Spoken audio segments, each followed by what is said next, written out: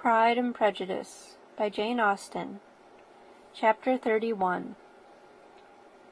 Colonel Fitzwilliam's manners were very much admired at the parsonage, and the ladies all felt that he must add considerably to the pleasures of their engagements at Rosings.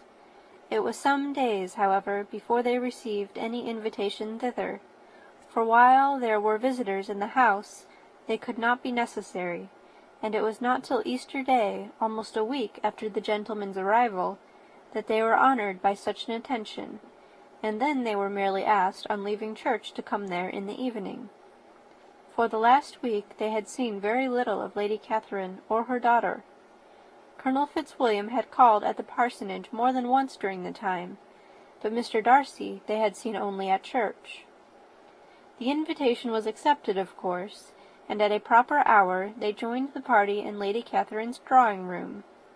Her ladyship received them civilly, but it was plain that their company was by no means so acceptable as when she could get nobody else, and she was, in fact, almost engrossed by her nephews, speaking to them, especially to Darcy, much more than to any other person in the room. Colonel Fitzwilliam seemed really glad to see them. Anything was a welcome relief to him at Rosings, and Mrs. Collins's pretty friend had moreover caught his fancy very much. He now seated himself by her, and talked so agreeably of Kent and Hertfordshire, of travelling and staying at home, of new books and music, that Elizabeth had never been half so well entertained in that room before, and they conversed with so much spirit and flow as to draw the attention of Lady Catherine herself, as well as of Mr. Darcy. His eyes had been soon and repeatedly turned towards them with a look of curiosity, and that her ladyship after a while shared the feeling was more openly acknowledged, for she did not scruple to call out, "What is that you are saying, Fitzwilliam? What is it you are talking of? What are you telling Miss Bennet? Let me hear what it is." "We are speaking of music, madam," said he, when no longer able to avoid a reply. "Of music? Then pray speak aloud. It is of all subjects my delight. I must have my share in the conversation if you are speaking of music. There are few people in England, I suppose, who have more true enjoyment of music than myself, or a better natural taste. If I had ever learnt, I should have been a great proficient, and so would Anne, if her health had allowed her to apply. I am confident that she would have performed delightfully. How does Georgiana get on, Darcy?" Mr. Darcy spoke with affectionate praise of his sister's proficiency. "I am very glad to hear such a good account of her," said Lady Catherine, "and pray tell her from me that she cannot expect to excel if she does not practice a good deal." "I assure you, madam," he replied, "that she does not need such advice. She practices very constantly." "So much the better. It cannot be done too much, and when I next write to her, I shall charge her not to neglect it on any account. I often tell young ladies that no excellence in music is to be acquired without constant practice. I have told Miss Bennet several times that she will never play really well unless she practices more, and though Mrs. Collins has no instrument, she is very welcome, as I have often told her, to come to Rosings every day and play on the pianoforte in Mrs. Jenkinson's room. She would be in nobody's way, you know, in that part of the house." Mr. Darcy looked a little ashamed of his aunt's ill-breeding, and made no answer. When coffee was over, Colonel Fitzwilliam reminded Elizabeth of having promised to play to him, and she sat down directly to the instrument. He drew a chair near her. Lady Catherine listened to half a song, and then talked, as before, to her other nephew, till the latter walked away from her, and making with his usual deliberation towards the pianoforte, stationed himself so as to command a full view of the fair performer's countenance. Elizabeth saw what he was doing, and at the first convenient pause, turned to him with an arch smile, and said, "You mean to frighten me, Mr. Darcy, by coming in all this state to hear me. I will not be alarmed, though your sister does play so well. There is a stubbornness about me that never can bear to be frightened at the will of others. My courage always rises at every attempt to intimidate me." "I shall not say you are mistaken," he replied, "because you could not really believe me to entertain any design of alarming you, and I have had the pleasure of your acquaintance long enough to know that you find great enjoyment in occasionally professing opinions which in fact are not your own." Elizabeth laughed heartily at this picture of herself, and said to Colonel Fitzwilliam, "Your cousin will give you a very pretty notion of me, and teach you not to believe a word I say.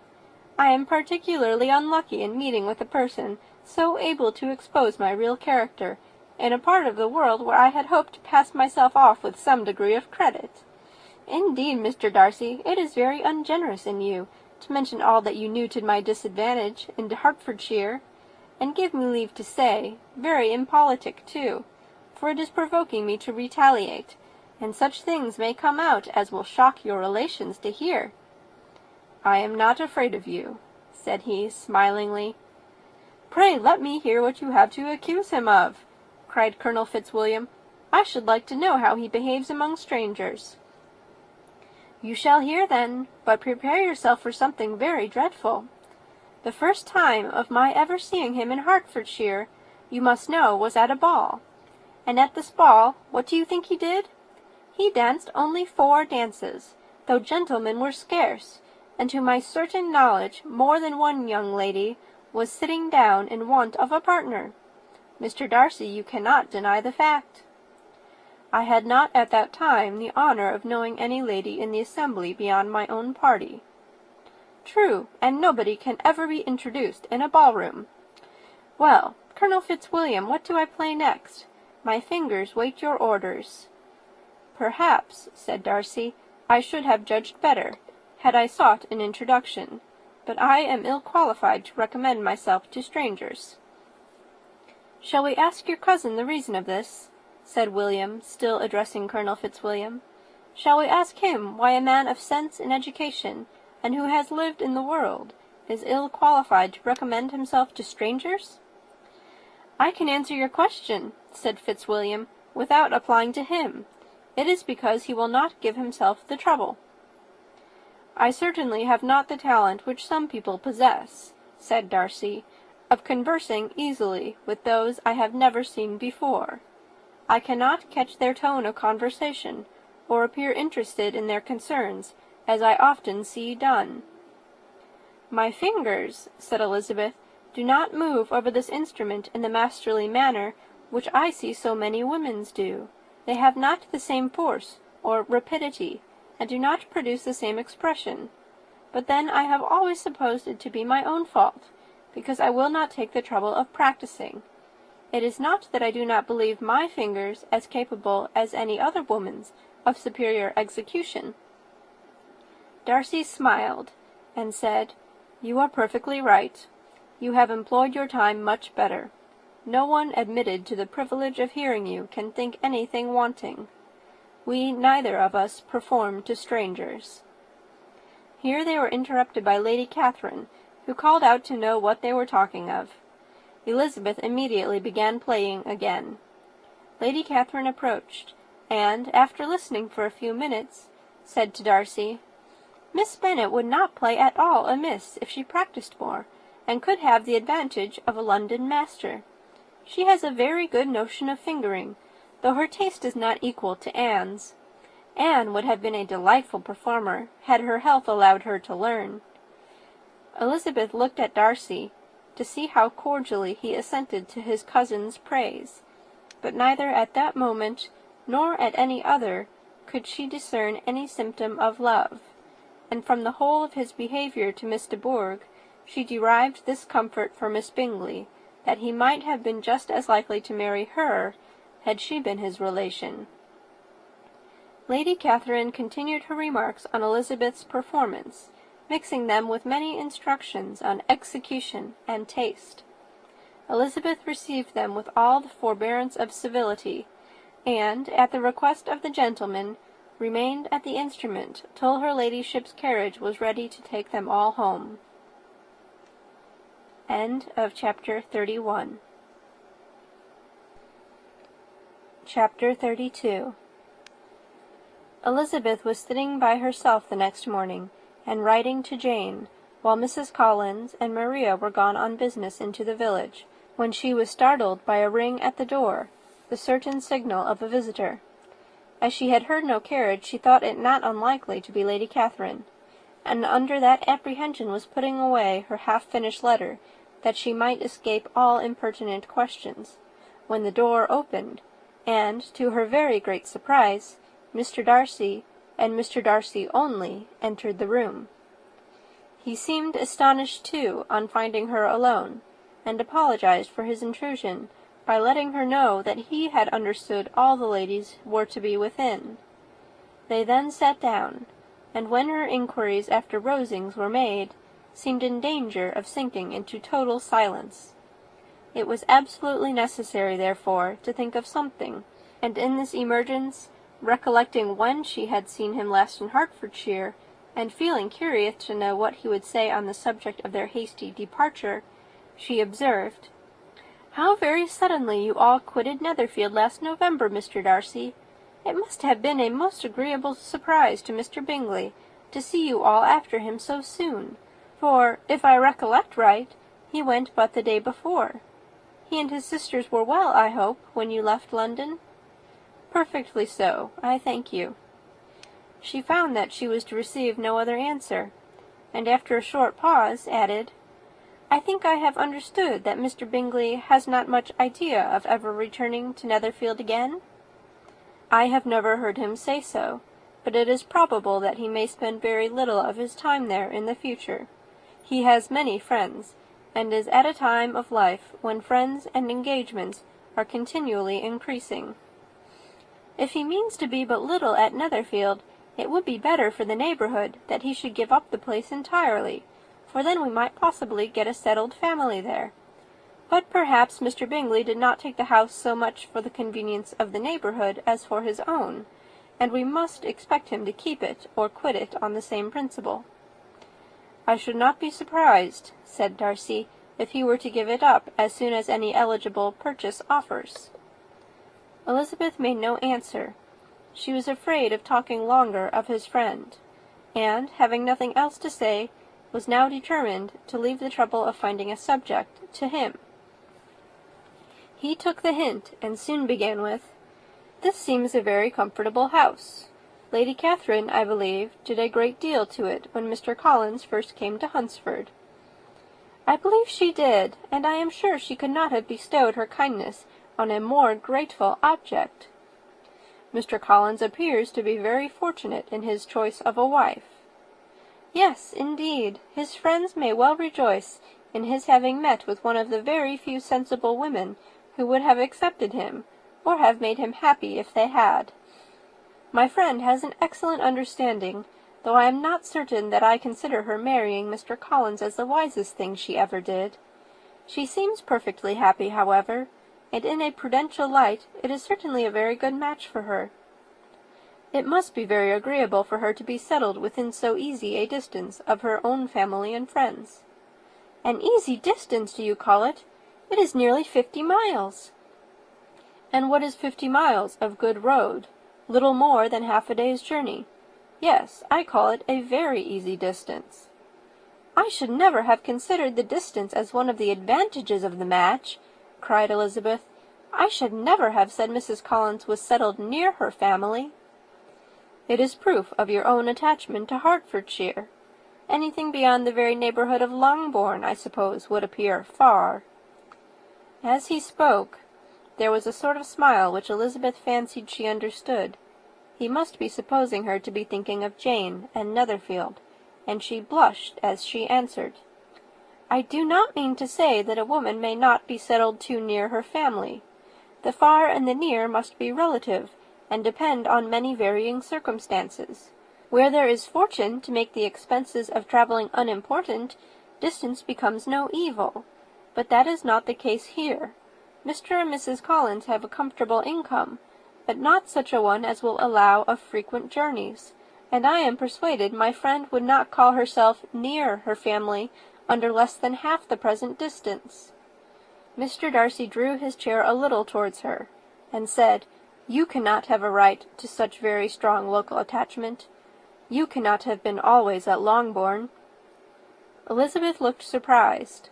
The gentleman experienced some change of feeling. He drew back his chair, took a newspaper from the table, and glancing over it, said, in a colder voice, "Are you pleased with Kent?" A short dialogue on the subject of the country ensued, on either side calm and concise, and soon put an end to by the entrance of Charlotte and her sister, just returned from her walk. The tête-à-tête surprised them. Mr. Darcy related the mistake which had occasioned his intruding on Miss Bennet, and after sitting a few minutes longer without saying much to anybody, went away. "What can be the meaning of this?" said Charlotte, as soon as he was gone. "My dear Eliza, he must be in love with you, or he would never have called us in this familiar way." But when Elizabeth told of his silence, it did not seem very likely, even to Charlotte's wishes, to be the case, and after various conjectures, they could at last only suppose his visit to proceed from the difficulty of finding anything to do, which was the more probable from the time of year. All field sports were over. Within doors there was Lady Catherine, books, and a billiard table, but gentlemen cannot always be within doors, and in the nearness of the parsonage, or the pleasantness of the walk to it, or of the people who lived in it, the cousins found a temptation from this period of walking thither almost every day. They called at various times of the morning, sometimes separately, sometimes together, and now and then accompanied by their aunt. It was plain to them all that Colonel Fitzwilliam came because he had pleasure in their society, a persuasion which of course recommended him still more. And Elizabeth was reminded by her own satisfaction in being with him, as well as by his evident admiration of her former favourite George Wickham, and though, in comparing them, she saw there was less captivating softness in Colonel Fitzwilliam's manners, she believed he might have the best informed mind. But why Mr. Darcy came so often to the parsonage, it was more difficult to understand. It could not be for society, as he frequently sat there 10 minutes together without opening his lips, and when he did speak, it seemed the effect of necessity rather than of choice, a sacrifice to propriety, not a pleasure to himself. He seldom appeared really animated. Mrs. Collins knew not what to make of him. Colonel Fitzwilliam's occasionally laughing at his stupidity proved that he was generally different, which her own knowledge of him could not have told her, and as she would like to have believed this change the effect of love, and the object of that love her friend Eliza, she set herself seriously to work to find it out. She watched him whenever they were at Rosings, and whenever he came to Hunsford, but without much success. He certainly looked at her friend a great deal, but the expression of that look was disputable.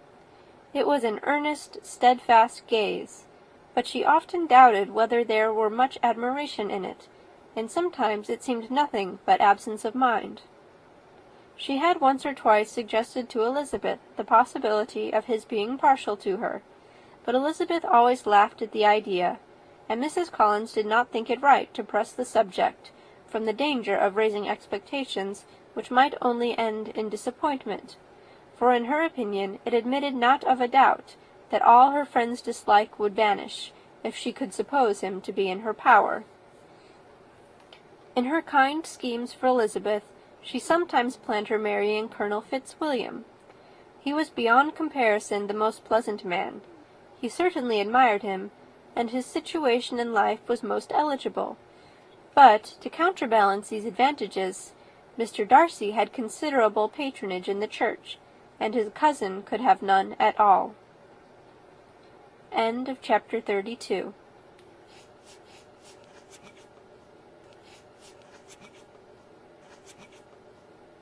Pride and Prejudice by Jane Austen. Chapter 33. More than once did Elizabeth in her ramble within the park unexpectedly meet Mr. Darcy. She felt all the perverseness of the mischance that should bring him where no one else was brought, and, to prevent its ever happening again, took care to inform him at first that it was a favourite haunt of hers. How it could occur a second time, therefore, was very odd. Yet it did, and even a third. It seemed like wilful ill-nature, or a voluntary penance, for on these occasions it was not merely a few formal inquiries and an awkward pause, and then away, but he actually thought it necessary to turn back and walk with her.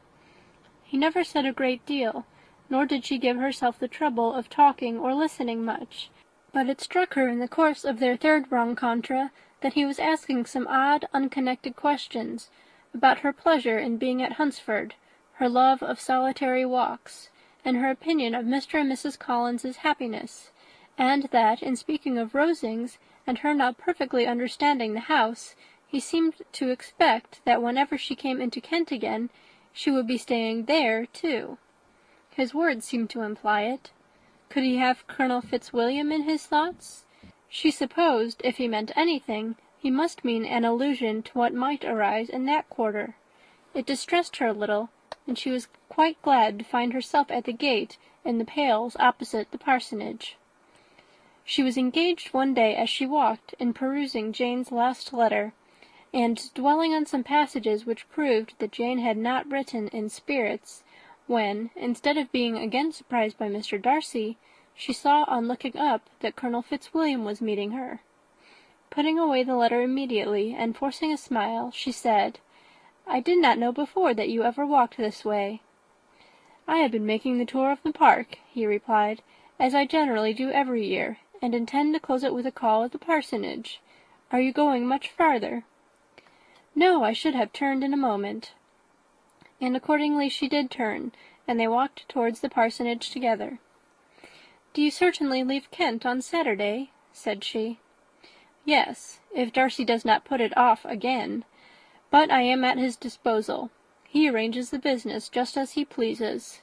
And if not able to please himself in the arrangement, he has at least pleasure in the great power of choice. I do not know anybody who seems more to enjoy the power of doing what he likes than Mr. Darcy." "He seems to have his own way very well," replied Colonel Fitzwilliam, "but so we all do. It is only that he has better means of having it than many others, because he is rich, and many others are poor. I speak feelingly. A younger son, you know, must be inured to self-denial and independence." "In my opinion, the younger son of an earl can know very little of either. Now, seriously, what have you ever known of self-denial and dependence? When have you been prevented by want of money from going wherever you choose, or procuring anything you had a fancy for? These are home questions, and perhaps I cannot say I have experienced many hardships of that nature, but in matters of greater weight I may suffer from want of money. Younger sons cannot marry where they like, unless where they like women of fortune, which I think they very often do. Our habits of expense make us too dependent, and there are not many in my rank of life who can afford to marry without some attention to money." "Is this," thought Elizabeth, "meant for me?" And she coloured at the idea, but, recovering herself, said in a lively tone, "And pray, what is the usual price of an earl's younger son? Unless the elder brother is very sickly, I suppose you would not ask above 50,000 pounds. He interrupted her in the same style, and the subject dropped. To interrupt a silence which might make him fancy her affected with what had passed, she soon afterwards said, "I imagine your cousin brought you down with him chiefly for the sake of having someone at his disposal. I wonder he does not marry, to secure a lasting convenience of that kind. But perhaps his sister does as well for the present, and, as she is under his sole care, he may do what he likes with her." "No," said Colonel Fitzwilliam, "that is an advantage which he must divide with me. I am joined with him in the guardianship of Miss Darcy." "Are you indeed? And pray, what sort of guardians do you make? Does your charge give you much trouble? Young ladies of her age are sometimes a little difficult to manage, and if she has the true Darcy spirit, she may like to have her own way." As she spoke, she observed him looking at her earnestly, and the manner in which he immediately asked her why she supposed Miss Darcy likely to give them any uneasiness convinced her that she had somehow or other got pretty near the truth. she directly replied, "You need not be frightened. I never heard any harm of her, and I dare say she is one of the most tractable creatures in the world. She is a very great favourite with some ladies of my acquaintance, Mrs. Hurst and Miss Bingley. I think I have heard you say that you know them." "I know them a little. Their brother is a pleasant, gentlemanlike man. He is a great friend of Darcy's." "Oh, yes," said Elizabeth dryly. "Mr. Darcy is uncommonly kind to Mr. Bingley, and takes a prodigious deal of care of him." "Care of him!" "Yes, I really believe Darcy does take care of him in those points where he most wants care. From something that he told me in our journey hither, I have reason to think Bingley very much indebted to him. But I ought to beg his pardon, for I have no right to suppose that Bingley was the person meant. It was all conjecture." "What is it you mean?" "It is a circumstance which Darcy could not wish to be generally known, because if it were to get round to the lady's family, it would be an unpleasant thing." "You may depend on my not mentioning it." "And remember that I have not much reason for supposing it to be Bingley. What he told me was merely this, that he congratulated himself on having lately saved a friend from the inconveniences of a most imprudent marriage, but without mentioning names or any other particulars, and I only suspected it to be Bingley from believing him the kind of young man to get into a scrape of that sort, and from knowing them to have been together the whole of last summer." "Did Mr. Darcy give you reasons for this interference?" "I understood that there were some very strong objections against the lady." "And what arts did he use to separate them?" "He did not talk to me of his own arts," said Fitzwilliam, smiling. "He only told me what I have now told you." Elizabeth made no answer, and walked on, her heart swelling with indignation. After watching her a little, Fitzwilliam asked her why she was so thoughtful. "I'm thinking of what you have been telling me," said she. "Your cousin's conduct does not suit my feelings. Why was he to be the judge?" "You are rather disposed to call his interference officious?" "I do not see what right Mr. Darcy had to decide on the propriety of his friend's inclination, or why, upon his own judgment alone, he was to determine and direct in what manner his friend was to be happy. But," she continued, recollecting herself, "as we know none of the particulars, it is not fair to condemn him. It is not to be supposed that there was much affection in the case." "That is not an unnatural surmise," said Fitzwilliam, "but it is a lessening of the honour of my cousin's triumph, very sadly." This was spoken jestingly, but it appeared to her so just a picture of Mr. Darcy that she would not trust herself with an answer, and therefore, abruptly changing the conversation, talked on indifferent matters until they reached the parsonage. There, shut into her own room, as soon as their visitor left them, she could think without interruption of all that she had heard. It was not to be supposed that any other people could be meant than those with whom she was connected. There could not exist in the world two men over whom Mr. Darcy could have such boundless influence. That he had been concerned in the measures taken to separate Bingley and Jane, she had never doubted, but she had always attributed to Miss Bingley the principal design and arrangement of them. If his own vanity, however, did not mislead him, he was the cause. His pride and caprice were the cause of all that Jane had suffered, and still continued to suffer. He had ruined for a while every hope of happiness for the most affectionate, generous heart in the world, and no one could say how lasting an evil he might have inflicted. There were some very strong objections against the lady, were Colonel Fitzwilliam's words, and those strong objections probably were her having one uncle who was a country attorney, and another who was in business in London. To Jane herself, she exclaimed, there could be no possibility of objection.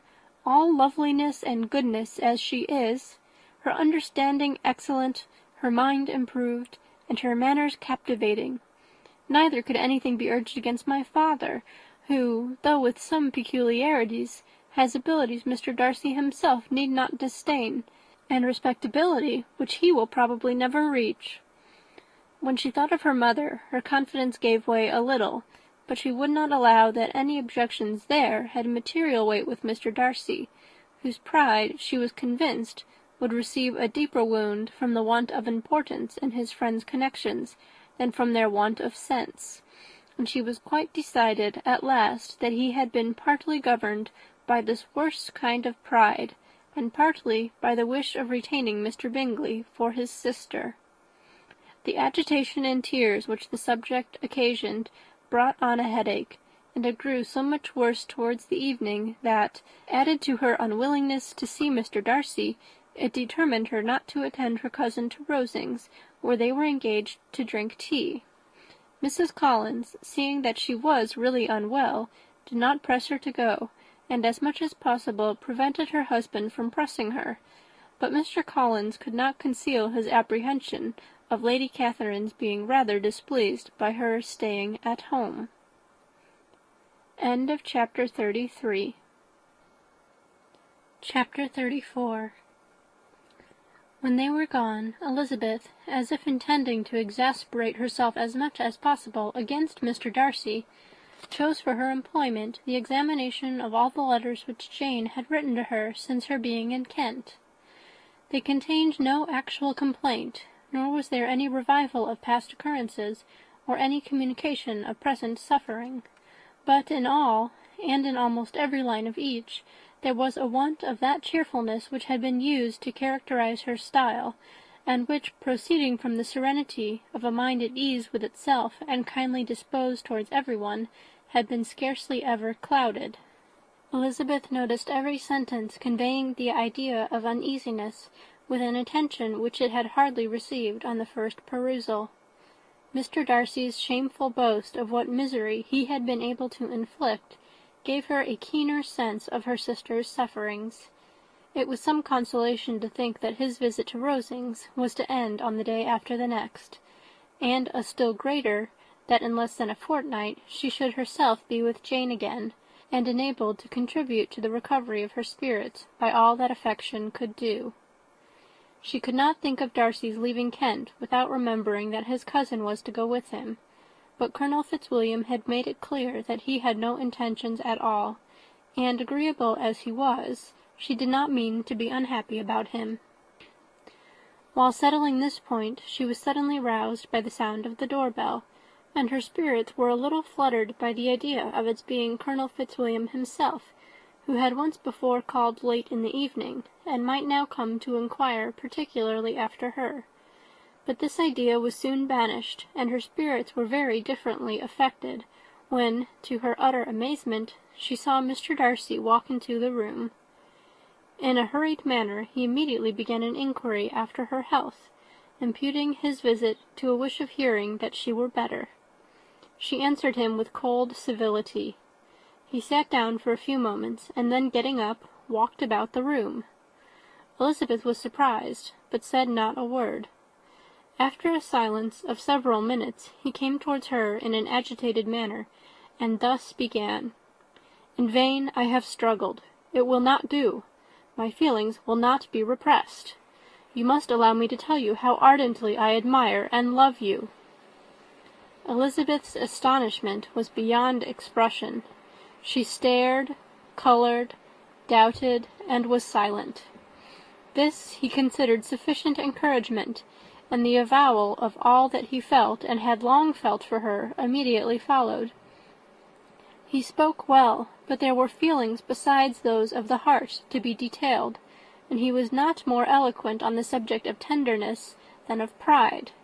His sense of her inferiority, of its being a degradation, of the family obstacles which had always imposed to inclination, were dwelt on with a warmth which seemed due to the consequence he was wounding, but was very unlikely to recommend his suit. In spite of her deeply rooted dislike, she could not be insensible to the compliment of such a man's affection, and though her intentions did not vary for an instant, she was at first sorry for the pain he was to receive, till, roused to resentment by his subsequent language, she lost all compassion in anger. She tried, however, to compose herself to answer him with patience when he should have done. He concluded with representing to her the strength of that attachment which, in spite of all his endeavours, he had found impossible to conquer, and with expressing his hope that it would now be rewarded by her acceptance of his hand. As he said this, she could easily see that he had no doubt of a favourable answer. He spoke of apprehension and anxiety, but his countenance expressed real security.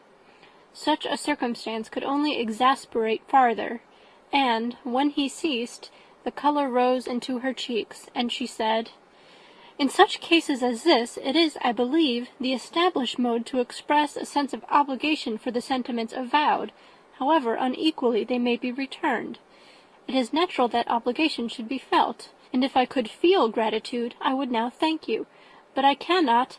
I have never desired your good opinion, and you have certainly bestowed it most unwillingly. I am sorry to have occasioned pain to any one.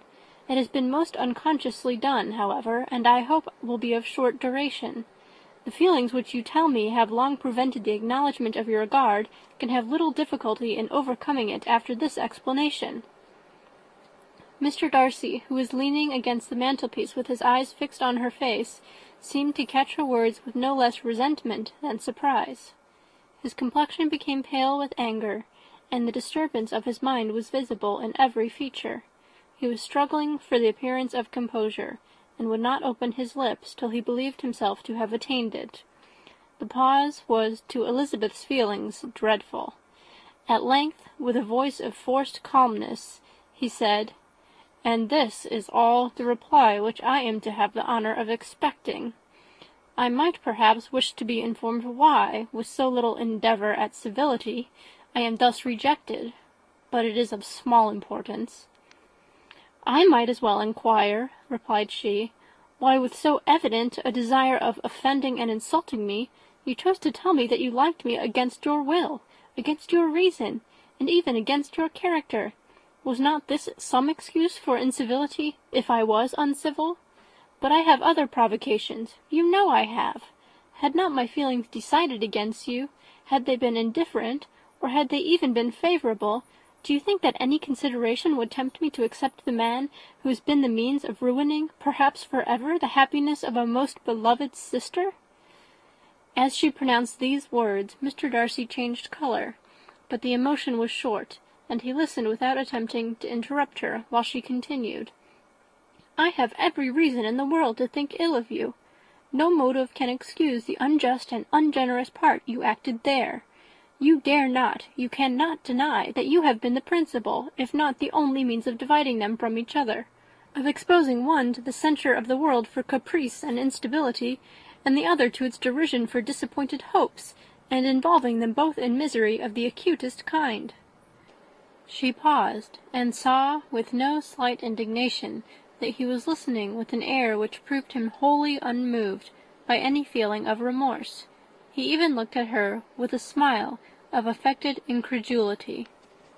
"Can you deny that you have done it?" she repeated. With assumed tranquillity he then replied, "I have no wish of denying that I did everything in my power to separate my friend from your sister, or that I rejoice in my success. Towards him I have been kinder than towards myself." Elizabeth disdained the appearance of noticing this civil reflection, but its meaning did not escape, nor was it likely to conciliate her. "But it is not merely this affair," she continued, "on which my dislike is founded. Long before it had taken place, my opinion of you was decided. Your character was unfolded in the recital which I received many months ago from Mr. Wickham. On this subject, what can you have to say? In what imaginary act of friendship can you here defend yourself, or under what misrepresentation can you here impose upon others?" "You take an eager interest in that gentleman's concerns," said Darcy, in a less tranquil tone, and with a heightened colour. "Who that knows what his misfortunes have been can help feeling an interest in him?" "His misfortunes!" repeated Darcy contemptuously. "Yes, his misfortunes have been great indeed." "And of your infliction," cried Elizabeth, with energy. "You have reduced him to his present state of poverty, comparative poverty. You have withheld the advantages which you must know to have been designed for him. You have deprived the best years of his life of that independence which was no less his due than his desert. You have done all this, and yet you can treat the mention of his misfortune with contempt and ridicule." "And this," cried Darcy, as he walked with quick steps across the room, "is your opinion of me! This is the estimation in which you hold me! I thank you for explaining it so fully. My faults, according to this calculation, are heavy indeed. But perhaps," added he, stopping in his walk, and turning towards her, "these offences might have been overlooked, had not your pride been hurt by my honest confession of the scruples that had long prevented my forming any serious design. These bitter accusations might have been suppressed, had I, with greater policy, concealed my struggles, and flattered you into the belief of my being impelled by unqualified, unalloyed inclination, by reason, by reflection, by everything. But disguise of every sort is my abhorrence. Nor am I ashamed of the feelings I related. They were natural and just. Could you expect me to rejoice in the inferiority of your connections, to congratulate myself on the hope of relations whose condition in life is so decidedly beneath my own?" Elizabeth felt herself growing more angry every moment, yet she tried to the utmost to speak with composure, when she said, "You are mistaken, Mr. Darcy, if you suppose that the mode of your declaration affected me in any other way than as it spared the concern which I might have felt in refusing you, and you behaved in a more gentlemanlike manner." She saw him start at this, but he said nothing, and she continued, "You could not have made the offer of your hand in any possible way that would have tempted me to accept it." Again his astonishment was obvious, and he looked at her with an expression of mingled incredulity and mortification. She went on, "From the very beginning, from the first moment, I may almost say, of my acquaintance with you, your manners, impressing me with the fullest belief of your arrogance, your conceit, and your selfish disdain of the feelings of others, were such as to form the groundwork of disapprobation, on which succeeding events have built so immovable a dislike, and I had not known you a month before I felt that you were the last man in the world whom I could ever be prevailed on to marry." "You have said quite enough, madam. I perfectly comprehend your feelings, and have now only to be ashamed of what my own have been. Forgive me for having taken up so much of your time, and accept my best wishes for your health and happiness." And with these words he hastily left the room, and Elizabeth heard him the next moment open the front door and quit the house. The tumult of her mind was now painfully great. She knew not how to support herself, and from actual weakness sat down and cried for half an hour. Her astonishment, as she reflected on what had passed, was increased by every review of it.